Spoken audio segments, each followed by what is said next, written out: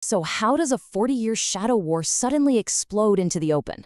How does it completely reshape the entire Middle East? Well, that's what we're here to unpack. Let's get into it. Okay, picture this. The year is 2026. The Middle East is just engulfed in flames.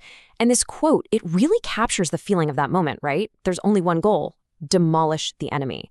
But, a fire like this doesn't just start overnight.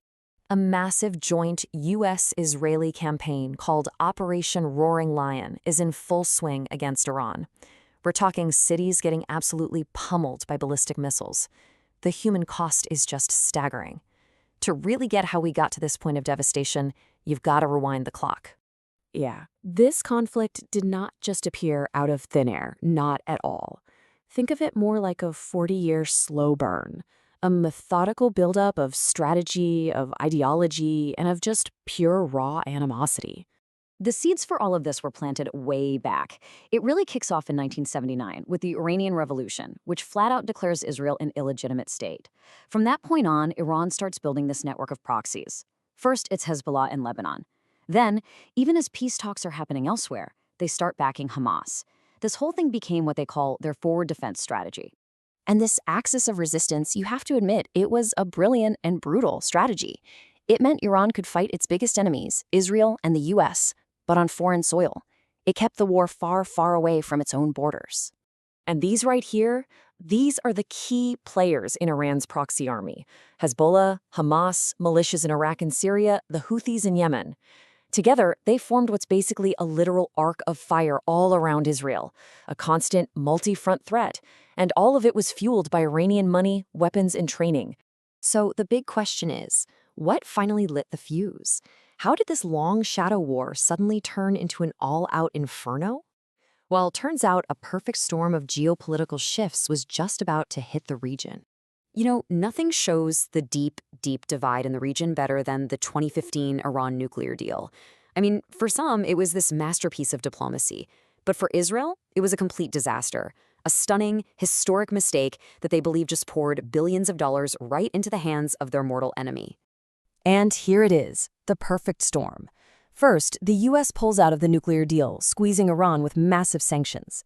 Then, the Abraham Accords make Iran and the Palestinians feel totally isolated.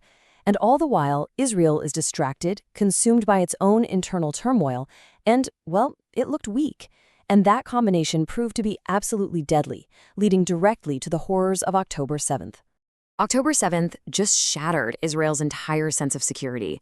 The old strategy of just mowing the grass, striking its enemies every so often to keep them in check, that was dead.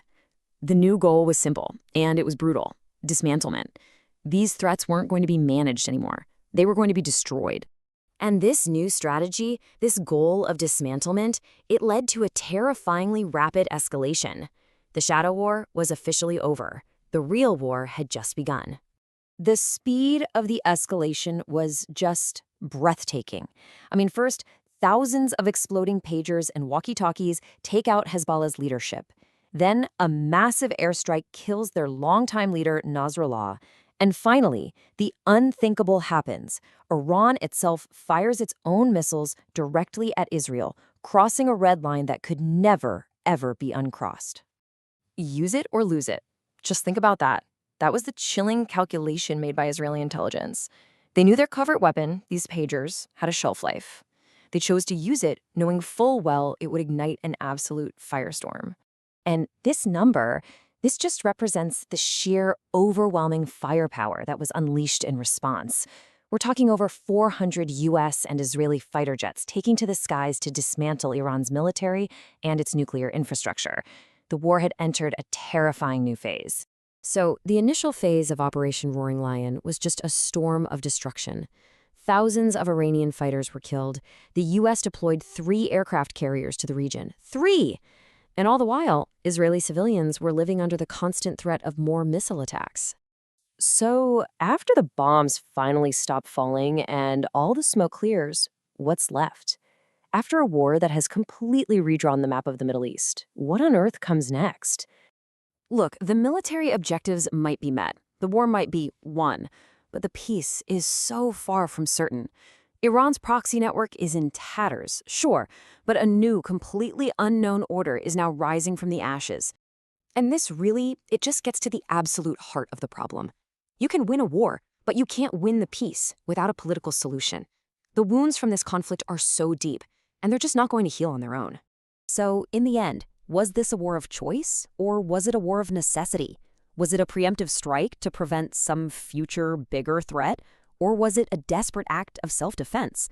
The answer to that question, well, that's what's going to shape the future of the Middle East for generations to come.